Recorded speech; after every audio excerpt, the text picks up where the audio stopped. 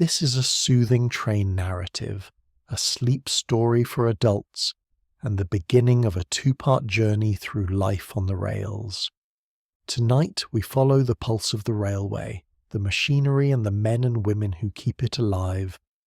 From the cab of the locomotive to the silent rhythm of the repair yard.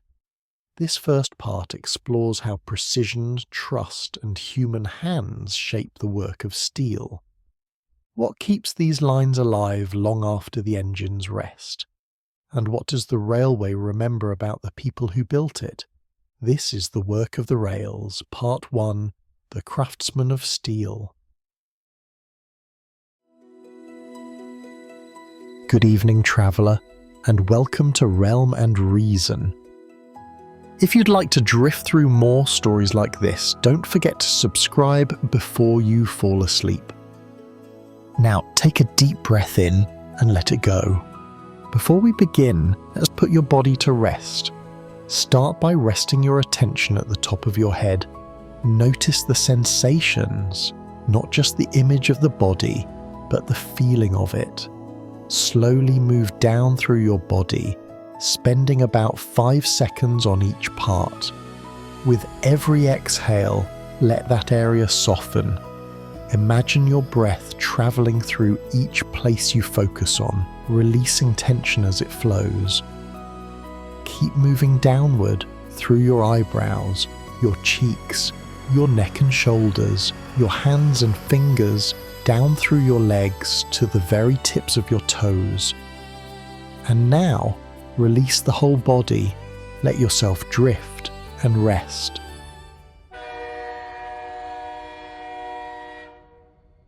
Before a train moves, there is a moment of waiting that belongs only to the rails. It's the hush before the first spark of energy, the quiet in which the whole machine seems to listen to itself. Then, deep within the steel, something stirs. A faint vibration rises through the ground. A switch clicks. Air begins to flow. The long line of cars gives a slow metallic sigh, and the stillness becomes alive. A modern freight locomotive doesn't wake with a roar, but with a sequence. The engineer steps into the cab before dawn, checks gauges and circuit breakers, primes the fuel system, and presses the starter. Batteries hum.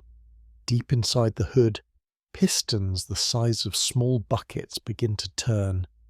The engine coughs once, then steadies into rhythm. 800 revolutions per minute of measured power.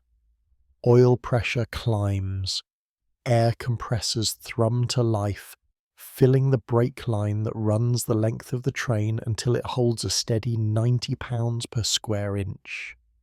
Valves hiss, the sound of the train's first breath. In a few minutes, what was cold and inert has become a network of moving systems. Fuel, air, electricity, motion, all balanced in harmony. The machine's design is deceptively simple. The diesel engine, called the prime mover, does not turn the wheels directly. Instead, it spins a generator that converts mechanical energy into electricity. That current, often alternating current, sometimes direct, flows through rectifiers and inverters to reach the traction motors mounted on each axle. Each motor drives a pair of wheels, and each wheel transfers power to the rail through a contact patch no larger than a coin. Thousands of horsepower delivered through an inch of steel, touching an inch of steel. It's enough to move 10,000 tons, yet gentle enough to glide across a bridge without shaking a cup of coffee in the cab. The cab itself is a study in vibration. The seat hums softly. Gauges glow in subdued amber light. There's the smell of warm oil, metal, and ozone, the byproduct of the electric arcs hidden in the circuitry. Outside, heat from the exhaust stacks shimmers against the cool air. Every sound serves a purpose. The rhythmic whine of the traction motors, the slow exhale of the compressor, the faint ticking of cooling metal. When the engineer releases the brakes, the change moves through the train like a slow wave. Air pressure drops at the lead unit, then travels the length of every hose, coupling, and valve. It can take nearly a minute for that signal to reach the last car a mile away. Each car responds in turn, brakes easing, steel tightening against steel until the entire train is one connected line of motion. Only then does the engineer ease the throttle forward. The prime mover deepens in tone, electricity surges through the motors, and the train begins to roll. It starts almost imperceptibly, an inch of slack taken up at a time, couplers stretching until the sound becomes a long metallic heartbeat. All of this, the breath, the pulse, the weight, exists within a framework of control that is older than flight and more precise than most realize. Signals line the track, glowing red, yellow, or green. They are part of a system called centralized traffic control, where dispatchers watch glowing diagrams of track sections on distant screens. From their desks, they guide trains hundreds of miles away, aligning switches and setting routes through codes transmitted by radio and fiber optic line. Each light a sentence in a language of movement. Proceed, slow, hold, clear. Every train obeys, and every crew trusts that unseen guidance as completely as they trust the rails beneath them. Those rails, too, are products of remarkable precision. Each one is a single ribbon of high-carbon steel nearly a quarter-mile long, welded to the next with molten iron in a process called thermite welding. The finished line can expand or contract with temperature, so gaps and anchors are calculated down to millimeters. In summer heat, a mile of rail can lengthen by more than an inch. To keep the line true, engineers use expansion joints and fasteners designed to flex without breaking the alignment. The tolerances are narrow, but the system endures decades of strain with quiet strength. Look closely at a single wheel and you'll see its hidden genius. It's not perfectly round, it's slightly conical. That shape allows the train to center itself automatically on the track. As the wheels shift left or right, their rolling diameters change, steering the train back toward balance without a single moving part. It's a lesson in geometry discovered in the 19th century and still trusted today. Stability through shape, not force. Through the landscape, but up close, every inch of that motion is earned through friction and balance. The steel-on-steel contact between wheel and rail provides a coefficient of friction of about 3/10, enough for traction, but delicate. If the rail is damp or coated in leaves, adhesion drops and the wheels may slip. When that happens, the engineer taps a switch that releases a fine stream of sand onto the railhead, improving grip just enough to keep the mass moving. Every decision, how much throttle, when to brake, how to handle a grade, is made with a quiet mindfulness. Too much power and the wheels spin, too little and the momentum dies. Even the brakes themselves are acts of patience. The train doesn't stop instantly, it slows as air pressure equalizes and friction builds across hundreds of axles. A fully loaded freight may need 2 miles to come to a complete stop. For that reason, every move on the rails begins long before it's seen. Engineers think in miles, not feet, in minutes, not seconds. Theirs is a profession of foresight and restraint. Through all of this, what might seem mechanical becomes almost human. The diesel engine has its rhythm, the compressors their breath, the wheels their pulse. The network of signals and sensors is a nervous system spread across continents, and the people who tend it, the engineers, conductors, dispatchers, and maintenance crews, become part of its living pattern. Each act of observation, each careful adjustment keeps the system in harmony. From the air, the train is a line of motion threading through fields and forests, linking towns to distant harbours. It carries grain, ore, fuel, and the countless materials that sustain daily life. But for those who work within it, the railroad is more than transport. It's a discipline of balance, an agreement between human intention and the laws of physics. Power without haste, precision without noise.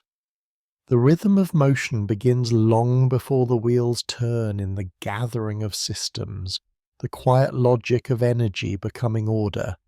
It's the sound of purpose finding direction, the slow heartbeat of progress moving steadily across the land. The people of the line. Every train is more than a machine. Behind the polished steel and precise schedules, it is a collection of human lives, each one carrying its own rhythm. The railroad may look like an unbroken network of track and signal, but it breathes because of the people who keep it alive. The engineer, the conductor, the brakeman, the switchman, the dispatcher, and the maintenance crews who tend the line long after the rest of the world has gone quiet. The engineer. At the head of every train sits the engineer, surrounded by gauges, screens, and the low vibration of the engine. The engineer is the person who actually drives the train, controlling its speed and braking. The controls appear simple: a throttle, which is the power lever, and a brake handle that governs the entire train's air brake system. Yet each motion moves something measured not in tons, but in thousands of tons. An experienced engineer feels the train through the soles of their boots. They sense the stretch of every coupler, the heavy hinge of iron that links one car to another, and they listen for the faint delay that travels down the line when the brakes release. They learn the personality of the locomotive the way a sailor learns the sea, through vibration, resistance, and sound. Many engineers come from long lines of railroaders, parents or grandparents who once guided steam locomotives. The tools have changed, but the lessons remain: patience, caution, and quiet focus. To handle a train well is to think several minutes into the future, to feel the balance between momentum and control. The conductor. Beside the engineer sits the conductor, who manages the paperwork, communications, and overall safety of the run. In railroad language, the conductor is the train's coordinator, the one responsible for everything that happens from the first car to the last. If the engineer provides motion, the conductor provides order.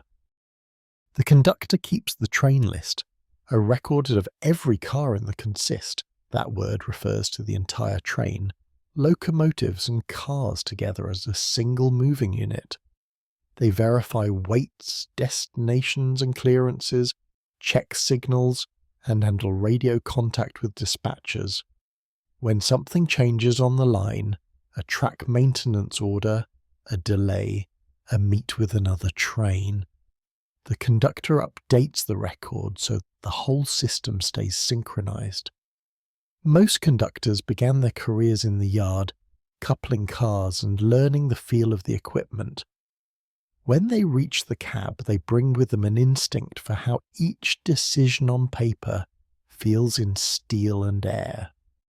The brakeman and switchman. Before a train departs, it must first be assembled, car by car, in the yard. A spread of parallel tracks where rail cars are stored, sorted, and joined. This work belongs to the brakeman and switchman. A brakeman once literally operated handbrakes on individual cars. Today they handle couplings and air hoses, inspect wheels, and help guide moves that the engineer cannot see. They use hand signals and radios to direct motion. A raised arm means stop, a slow circle means keep coming. Each gesture is clear and deliberate, because a mistake can send heavy equipment in. The switchman controls the path through the yard by operating the switches, the mechanisms that move rails so a train can shift from one track to another. A single throw of a switch determines which route a train will take. When it locks into place, the change echoes down the entire schedule. It's quiet work, done in all weather, and it relies on the same precision as the engineer's hand on the throttle. Together, these crews build the consist like a puzzle of steel and intention, each car set exactly where it needs to be. The airlines are coupled, the brake system charged, and when everything tests clear, the train is ready for its run. The dispatcher. Far from the noise of the yard sits the dispatcher, a kind of air traffic controller for trains. In front of them is a glowing map of the territory, each section of track, called a block, marked by lights that change colour as trains enter and leave. Dispatchers work within a system known as Centralized Traffic Control, or CTC. Through computers and radio links, they can set signals and switches hundreds of miles away. Their task is to choreograph the movement of dozens of trains so that none meet on the same track. A green light means proceed, yellow means approach with caution, red means stop and wait. Every crew on the line listens to the dispatcher's calm voice guiding them from one block to the next. They live by timing. If one train leaves a siding late, the dispatcher adjusts the plan for every other train behind it. The work is done in silence except for the radio chatter, a rhythm of clearances, mileposts, and acknowledgements that form the language of safety. The maintenance crews. Beyond the operating crews are the people who keep the system physically alive, the track inspectors, welders, linemen, and carmen. A carman is a mechanic who maintains freight cars, checking wheels, axles, and brake assemblies. Track inspectors walk or drive the line in small rail-mounted vehicles, watching for cracks or misalignment in the rails. Their hammer tests, striking a wheel or joint and listening to the tone, can reveal flaws that instruments might miss. When a rail section must be replaced, welding crews use thermite welding, a process where powdered metals are ignited to form molten iron that fuses two rails into one continuous length. The result is a smooth, seamless track capable of bearing decades of traffic. Maintenance gangs travel with machines that remove old ties, also called sleepers, replace them and tamp the ballast, the bed of crushed rock that supports drainage and stability. Each mile of track can contain more than 2,000 ties, and everyone must sit level and secure. Their hours are long and often inverted. Night shifts, early mornings, summer heat, winter frost.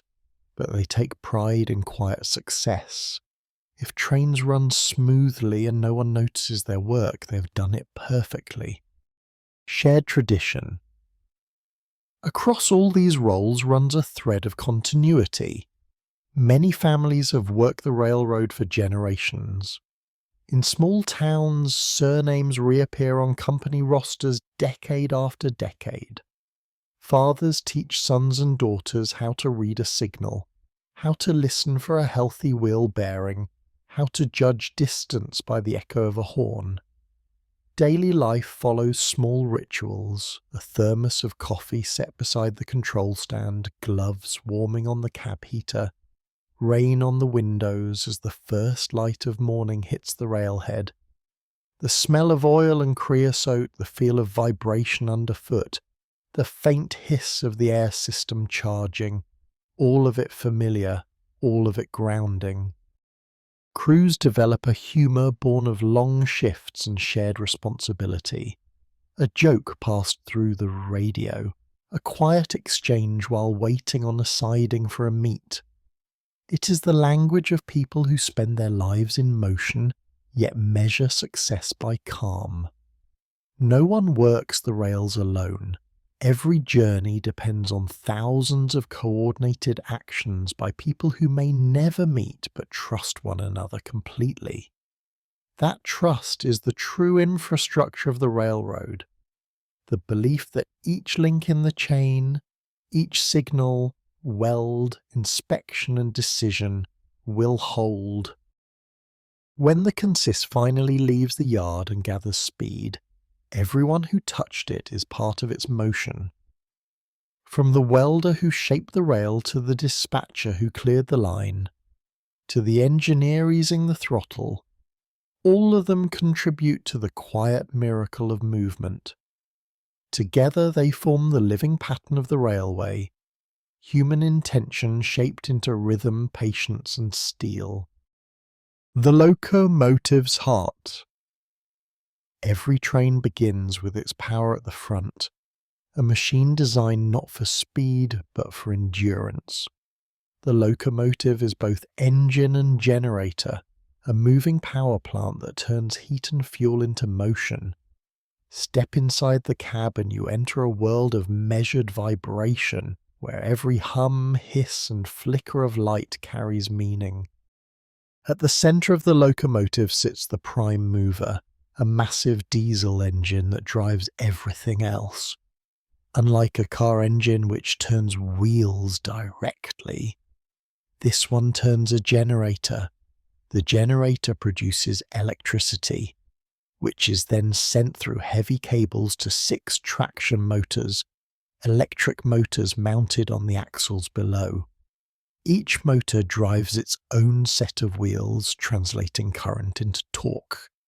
Most modern freight locomotives use AC traction motors, controlled by sophisticated inverter drives that vary current frequency for smoother, more reliable traction, while older models use DC motors fed through rectifiers.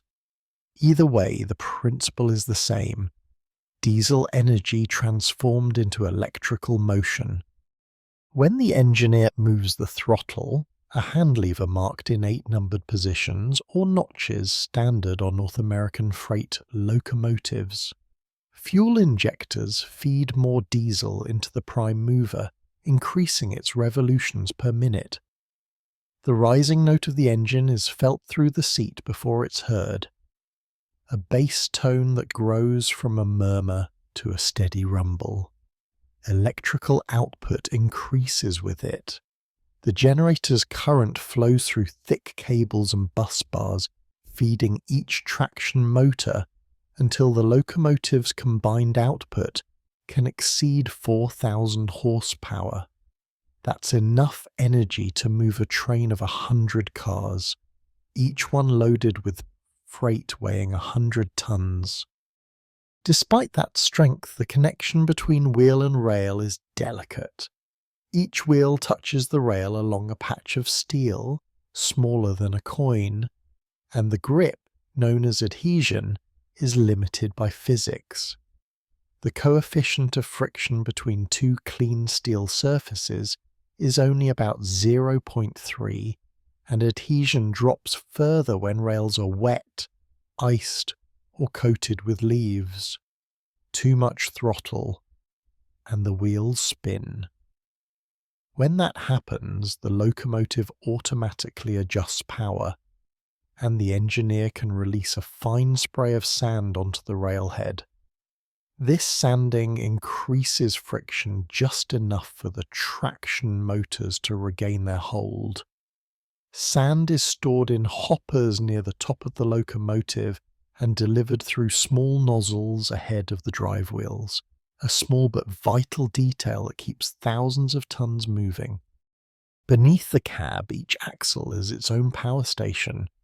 Traction motors are suspended between the wheels in heavy steel frames called trucks or bogies.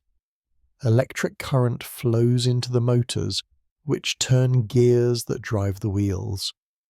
These motors are built for torque rather than speed. They pull slowly but with immense force. At full effort, one locomotive can exert well over 60,000 pounds of tractive force, enough to move the weight of a loaded passenger jet from a standstill. As the train accelerates, the prime mover's sound deepens into a steady rhythm, a pulse that seems to echo through the rails themselves. In the cab, the floor trembles lightly, gauges glow in pale green and amber, and the air carries a warm scent of oil and ozone. The engineer watches the ammeters, instruments that show the electrical load on the traction motors, and keeps them within safe limits. Overload them and the motors overheat. Ease off too much, and the train loses momentum. It's a conversation of balance, power, weight, and friction finding harmony across steel. The locomotive's second system is its air brake, the heartbeat of control. Pressurized air runs the length of the train through a pipe known as the brake line or brake pipe. At rest, this pipe is kept full of air, around 90 pounds per square inch. When the engineer wants to slow down, they slightly reduce the pressure in the brake pipe. That drop in pressure triggers valves on every car, causing each car's own air reservoir to push its brake shoes against its wheels. When the pressure is restored, the brakes release. It's an elegant system. The train moves only when the system is full and healthy, and it stops automatically if the airline is broken or disconnected. Because the brake signal must travel through every coupling and hose, it takes time. Depending on train length, hose condition, and temperature, it may take a minute or more. Experienced engineers learn to anticipate that delay, applying the brakes gently and early so that the wave of pressure change moves smoothly from front to back. In the dark of the cab, the pressure gauges flicker like small stars, each one showing a different part of the train's breathing. The main reservoir gauge, the brake pipe gauge, the equalizing reservoir. Each needle tells a story of motion and control. But on long descents, air brakes alone aren't enough. For that, the locomotive uses dynamic braking, a process that turns motion into resistance. When dynamic braking is engaged, the traction motors stop receiving power from the generator. Instead, they reverse their role. The spinning wheels now turn the motors, which act as generators themselves. The electricity they produce is not sent back into the system. It's routed to resistor grids, banks of metal coils cooled by powerful fans on the roof. The generated energy becomes heat, which is safely dissipated into the air. The effect is like the gentle drag of wind against a sail. The train slows, not through friction, but through controlled resistance. The engineer can adjust this effect with a separate handle, blending dynamic braking with the air system for perfect control on steep grades. It's quiet, steady braking, without the sharp scent of overheated metal that comes from friction alone. On a descent, that soft humming of cooling fans becomes the voice of safety, a sound every crew learns to trust. Every system inside the locomotive works toward one goal: balance. Too much throttle, and adhesion fails. Too little, and momentum falters. Brake too hard, and couplers slam. Ease too slowly, and the train overshoots a signal. This dance between power and restraint is what makes railroading a craft rather than a routine. When the consist, the entire train, locomotives and cars together, rolls at full throttle, the engineer feels each unit's pull through the seat of the cab. The prime mover thrums steadily, traction motors sing in low harmony, and the air system exhales with every slight adjustment. The control stand becomes a conductor's podium, the instruments glowing like fireflies in the cab's half-light. Outside, the world slides past, light flickering through trees, rails gleaming under the sky's reflection. The locomotive's steel frame flexes and groans as it transfers thousands of horsepower into motion. Each vibration is a reminder that even massive machines are delicate things, alive only when guided with patience and respect. In the end, the locomotive is less a beast of burden than a carefully tuned instrument. Its prime mover provides the rhythm, the traction motors give tone, the brakes supply tempo. Every crew learns to play it by feel, and when everything works in harmony, when power, weight and geometry align, the train moves with a grace that seems to defy its own mass. That is the heart of the locomotive, not just machinery, but the quiet intelligence of balance turned into motion. Guided by light and wire. If the locomotive is the heart of the railroad, its nerves stretch for hundreds of miles in both directions, an invisible network of signals, wires and radio waves that let one crew's decision reach another's far away. Every train moves inside this quiet conversation, guided not only by weight and motion but by light, code and trust. The language of light. Along the right-of-way, slender towers rise from the ballast. At their tops, coloured lenses glow through the weather. Red, yellow, green. These are signals, and to railroaders they are sentences written in colour. A signal isn't decoration, it's an electronic instruction. Green means proceed, yellow means approach with caution, and red means stop. Each combination of lights, called an aspect, tells the crew what indication or action to take next. When visibility drops, those lights become a kind of music, rhythm and timing replacing sight. Beneath every signal mast sits a cabinet of relay or solid-state logic boxes that interpret track circuit or axle counter signals and illuminate the lenses. A steady electrical current runs through each section of track, known as a block. When a train's steel wheels bridge the two rails, that circuit is shunted, and the system instantly knows the block is occupied. The signal behind the train drops to red, warning the next crew that the space ahead is taken. The light does more than warn. It records movement in real time, a steel heartbeat measured in current and colour. At certain points, where two lines cross or merge, additional logic controls the movement. These junctions are called interlockings. Here, signals and switch motors work together so that only one route can be active at a time.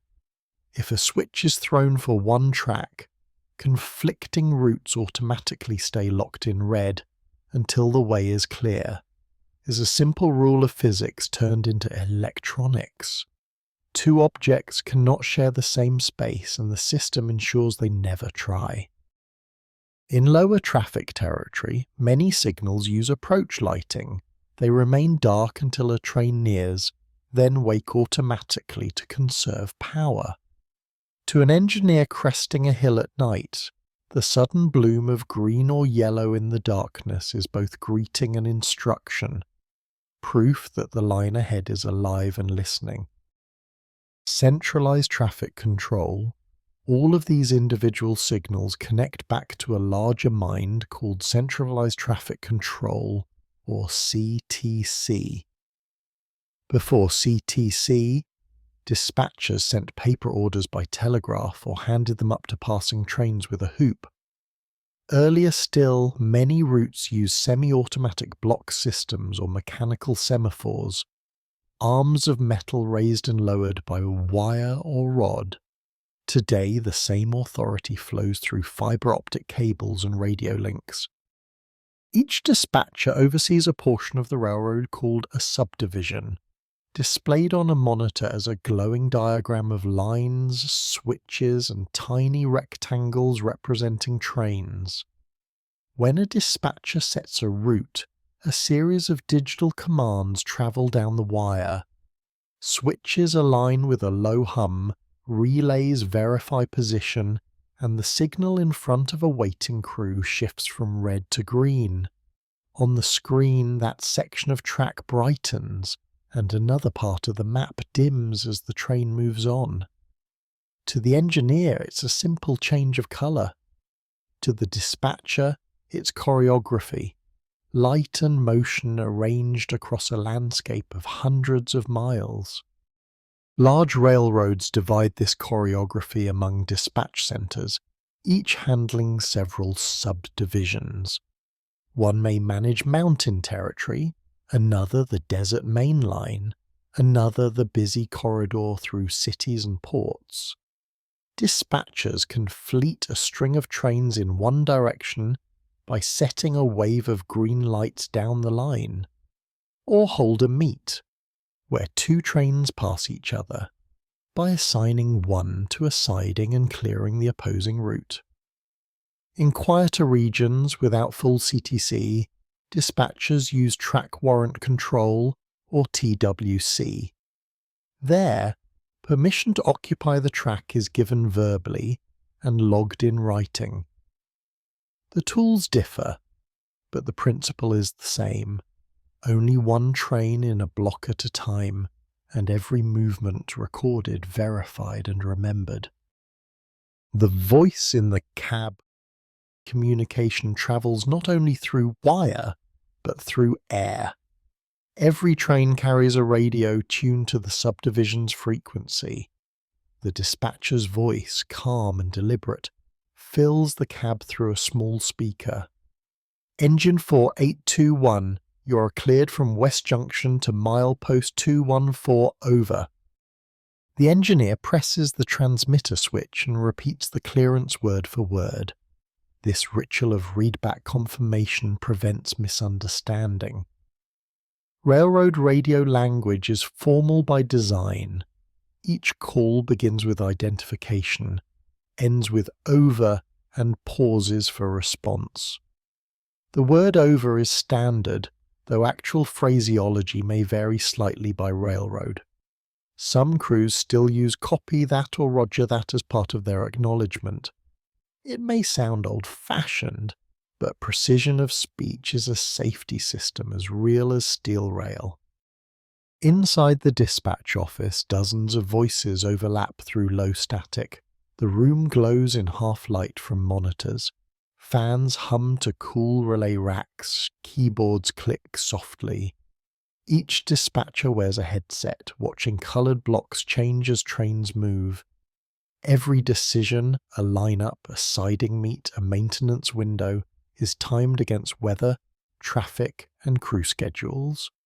Computers provide data, but judgment remains human. The best dispatchers anticipate problems before alarms appear.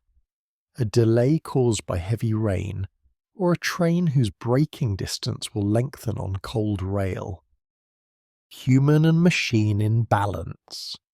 The partnership between human intuition and electronic precision defines modern railroading. Sensors and algorithms measure location, speed, and tonnage with perfect accuracy, but the human mind provides flexibility.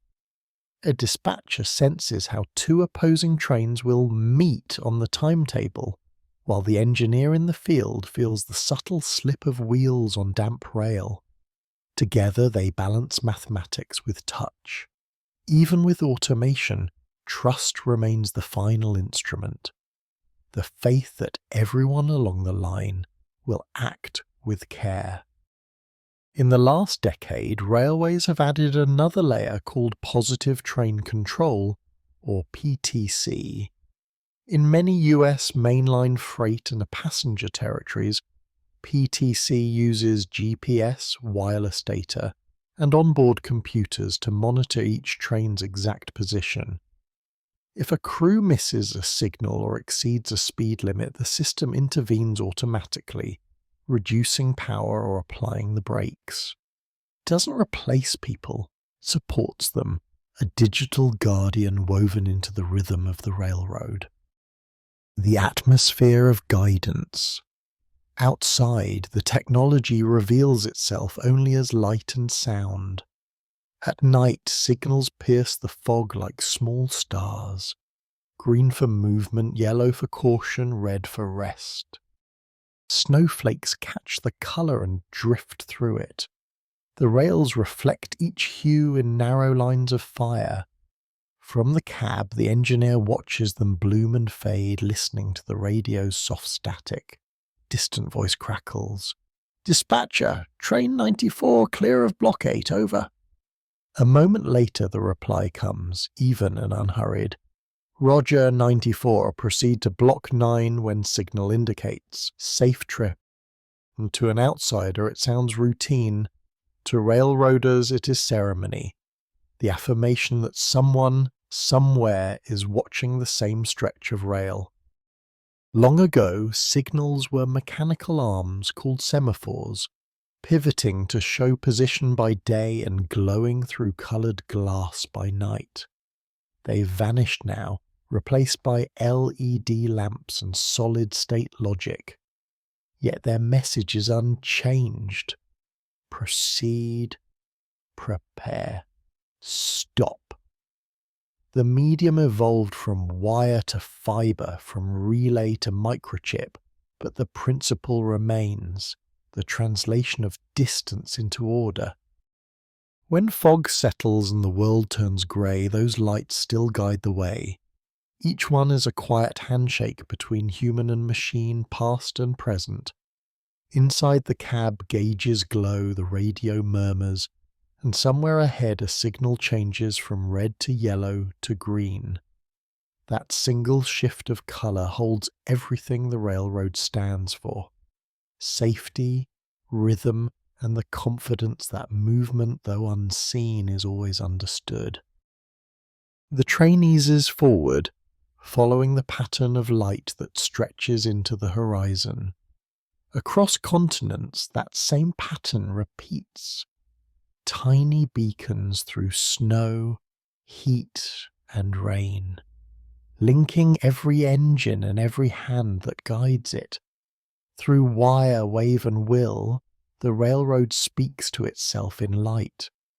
And in that language, a simple truth endures. Even in silence, someone is always watching the line. The craftsmen of steel. When the trains are out on the main line, there's another world of work unfolding far from the sound of their wheels. It happens in the vast repair shops and car yards where the railroad's quiet craftsmen keep the system whole. Here, the rhythm is slower, steadier, measured in sparks, in hammer strokes, in the hiss of air tools. This is where steel finds its second life, and where patience is an art.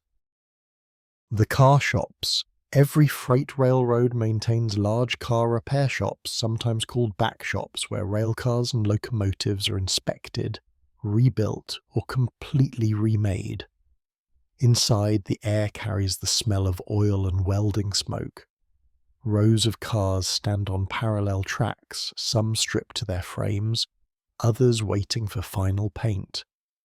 The people who work here are the carmen, mechanics trained to maintain the rolling stock, the term for every piece of rail equipment that moves on wheels. Their tasks range from the simple replacement of brake shoes to full structural rebuilds. Each car is checked for cracked welds, worn bearings, and loose couplers, the heavy iron hinges that join cars together and transmit the pull of thousands of tons. A carman begins by listening. With a short-handled hammer, they strike each wheel, listening to the tone. A clear ring means the metal is solid. A dull thud signals a crack that could lead to failure. It's a test as old as the railroad itself. Simple, fast, and still remarkably accurate.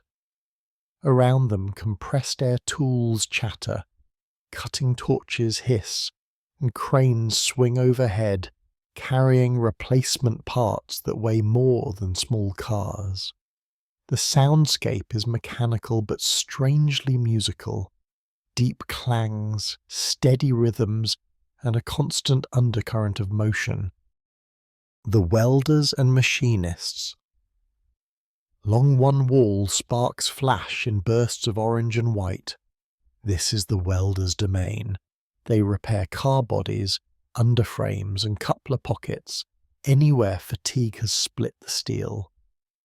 Modern rail welders use two primary techniques: arc welding, which uses electric current to melt and fuse metal, and MIG welding, short for metal inert gas, which feeds a thin wire electrode through a torch while a shielding gas prevents oxidation. Each method has its own rhythm and sound: the crisp buzz of an arc, the soft sputter of the wire, the breath of gas flowing from the nozzle. To the untrained eye, the work might seem repetitive. To the welder, it is precision in motion.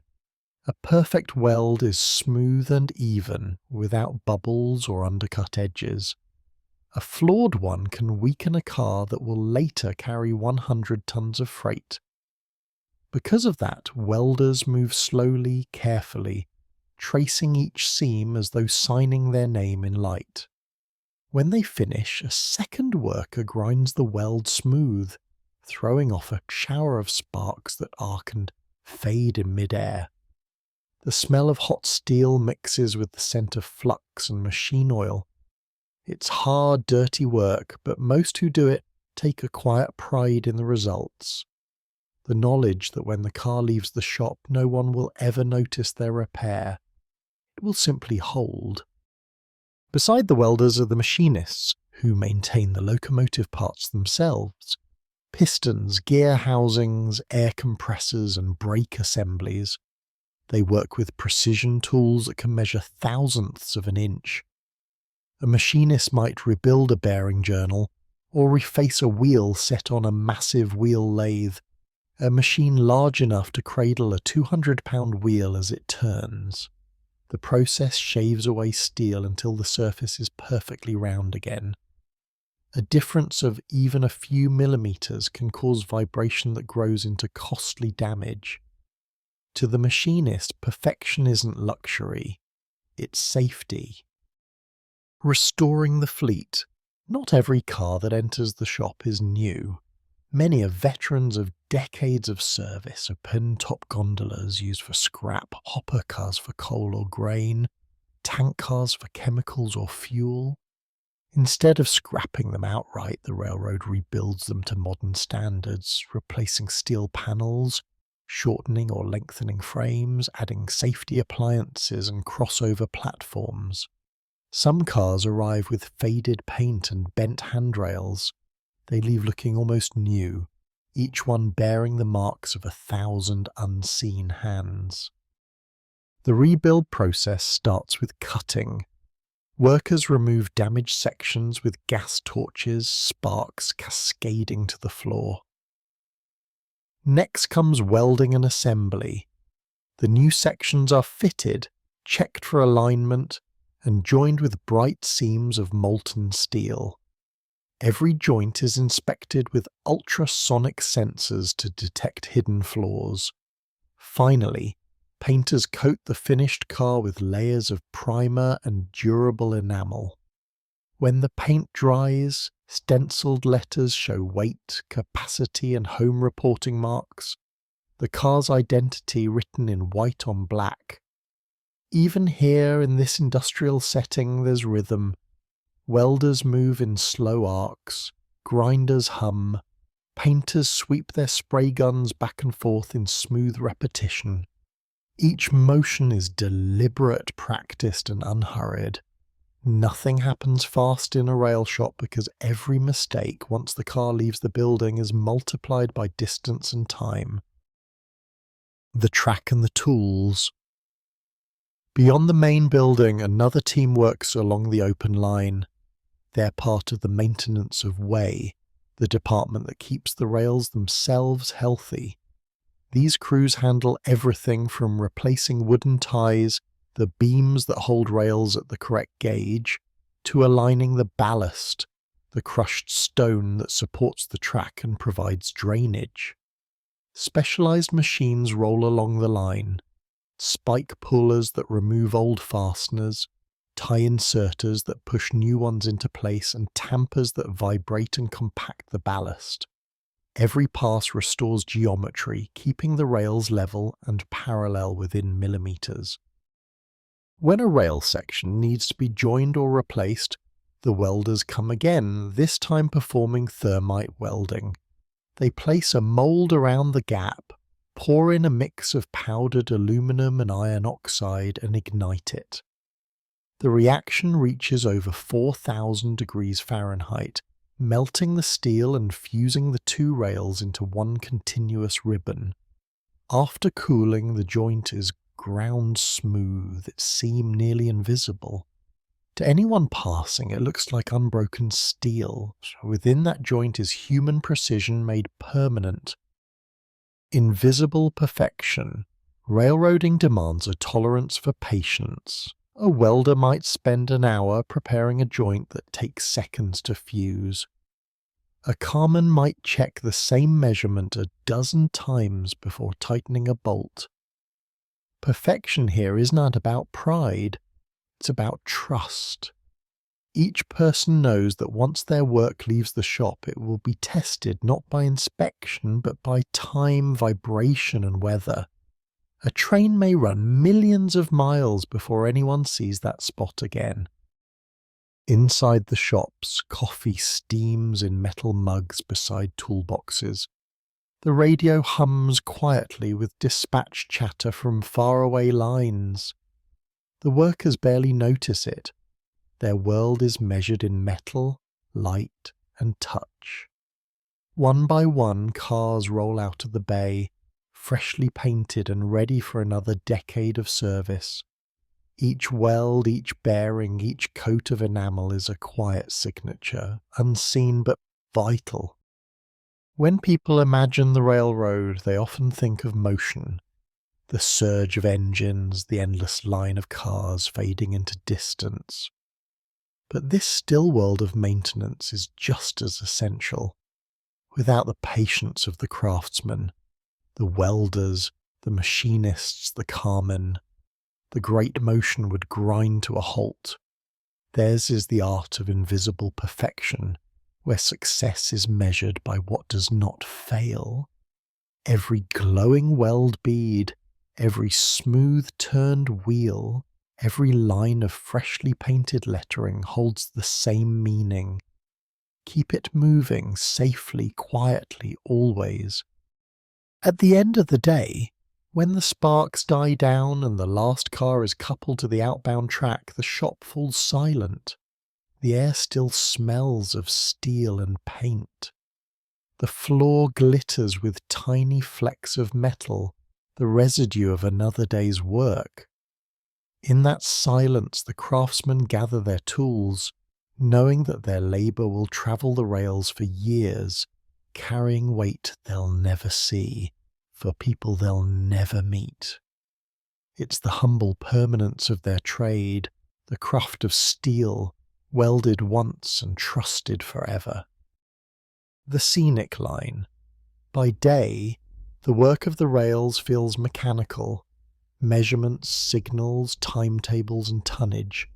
But when the train moves out into open country, the machine becomes something else, a quiet observer passing through an unfolding world. From the cab, the track seems to stretch forever, a dark line of steel threading through the continent's living heart. Across the land. The line begins in the low country, where marshes and meadows share the horizon. Tall grass leans away from the train's slow wind. The rails glitter in the sunlight like drawn wire, disappearing toward a vanishing point that wavers in heat. A pair of egrets lift from the reeds, startled but unhurried, their white wings flashing against the green. Out here, the rhythm of the wheels is the only clock that matters, steady, even, and timeless. The engineer watches the signals pass, one after another, marking distance like commas in a long sentence. To one side, the land rolls out in the field sea of wheat and corn, planted so precisely they seem drawn by compass. Farmhouses stand near the lines, close enough that their windows catch the reflection of passing light. In the early morning, a farmer's pickup pauses at a crossing. A brief wave, a friendly habit repeated for generations. Railroaders and farmers share a quiet understanding. Both measure their days by weather. Both trust machines to serve human endurance. As the miles unfold, the terrain begins to rise. The track curves gently, climbing through hills where oak and maple replace the prairie grass. In spring, the branches flicker with green. In autumn, they burn with colour, and the rails catch every shade. Sometimes deer stand at the edge of the right-of-way, still as statues until the horn sounds. The sound carries through the valley, low and resonant, fading behind the last car. Mountains and rivers. Every railroad has its challenge, a ridge to cross, a river to span, a grade that tests the patience of steel. Here, the train begins its long climb into the highlands. The grade steepens, approaching 2%, and the engineer moves the throttle into higher notches. On many US main freight lines, such grades are challenging and may require helper locomotives, extra engines added temporarily, or reduced tonnage to keep traction. The traction motors hum in unison, their tone rising like an organ. The dynamic brakes, the same systems that turn motion into resistance, now rest cool and silent, waiting for the descent to come. The air smells faintly of diesel and hot metal as the locomotives work against gravity. In mountain country, every mile is earned. The track winds along slopes that were once carved by surveyors a century ago. Men who followed the contours of rock and forest, searching for a balance between elevation and distance. Their lines still hold true, adjusted by engineers but never erased. Each curve, each bridge, each tunnel was placed with care, respecting the land rather than conquering it. At the summit, the world opens. Below lies a valley stitched with rivers and roads, the steel line cutting a silver curve through it all. The crew throttles down and the dynamic braking comes alive, converting momentum into the soft whine of resistor fans. Outside, the air cools, carrying the scent of pine and distant rain. The descent is steady, the train leaning into the grade as if listening to its own heartbeat. Then the line meets water. A truss bridge, its lattice of riveted girders painted dull red, stretches across a broad river. Below, sunlight catches the ripples between piers. The bridge hums underfoot as the locomotives roll out onto its span. To an engineer, this moment never loses its gravity. Bridges are built to move. They expand in heat, contract in cold, and sing quietly as wheels cross their joints. Each vibration is absorbed by steel, designed to flex just enough. A conversation between structure and force. Halfway across, the crew can see the river's surface reflecting sky. A heron glides parallel to the bridge, keeping pace for a few seconds before veering off toward the shallows. From this height, the land looks calm and measured. The rails draw a straight line over everything transient: water, current, and wind. The human landscape. Beyond the bridge lies a small town, the kind that grew because the railroad stopped there first. A station platform, weathered but cared for, stands beside the track. Old signs bear faded lettering from a century ago, when passengers waited for mail trains that no longer run. Still, the place feels alive. Children on bicycles pause to watch the freight go by, counting cars as generations before them did. The sound rolls through the streets like distant thunder, then fades into memory. Even towns that no longer rely on the railroad keep a quiet affection for it. The passing train is both everyday and extraordinary, a reminder that somewhere beyond the horizon, everything is still connected. Past the town, the landscape opens again, this time to lakes and wetlands. The train skirts water that mirrors the sky, its surface broken only by wind. In summer, dragonflies dance over the cattails. In winter, frost lines the railheads and every sound seems sharper. Cold weather and frost can also reduce rail adhesion, so engineers may slow their speed or use sanding systems to keep traction steady. A small echo of the earlier lessons about friction and care. The engineer keeps an eye on the rails ahead, watching how light shifts along them.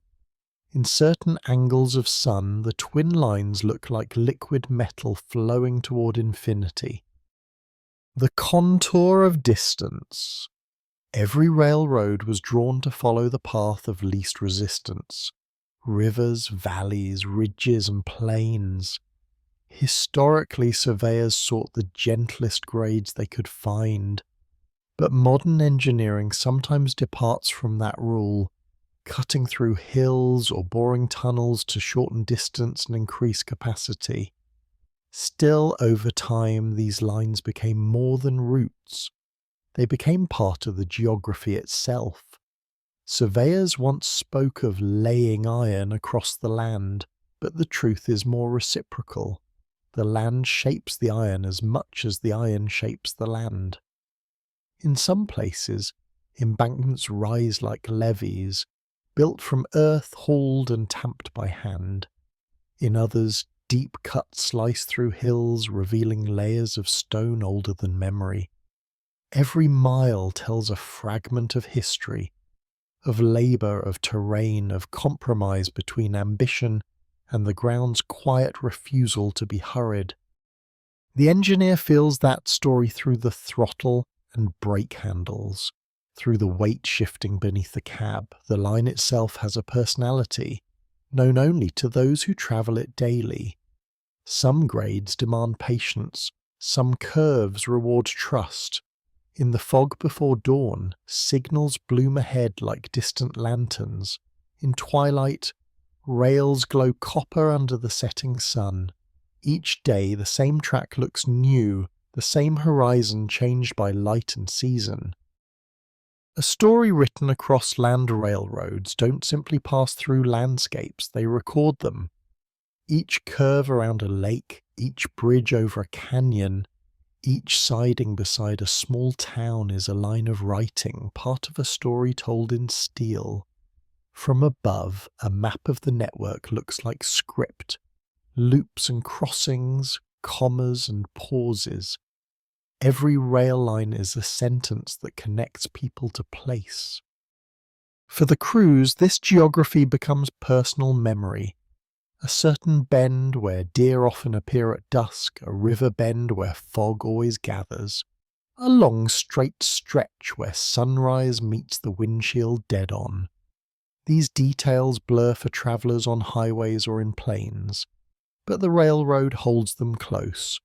It moves at the speed of observation, slow enough to notice how morning light gathers in the folds of the land. As the train glides onward, the world outside passes in measured silence. Fields give way to forest, forest to town, town to open water again. The line ties them all together, as if the earth itself has been stitched with steel thread. In that steady rhythm, wheel against rail, rail against earth. The boundary between human work and natural beauty disappears. The railroad becomes not a scar upon the land, but a signature, proof of coexistence, drawn carefully and meant to last.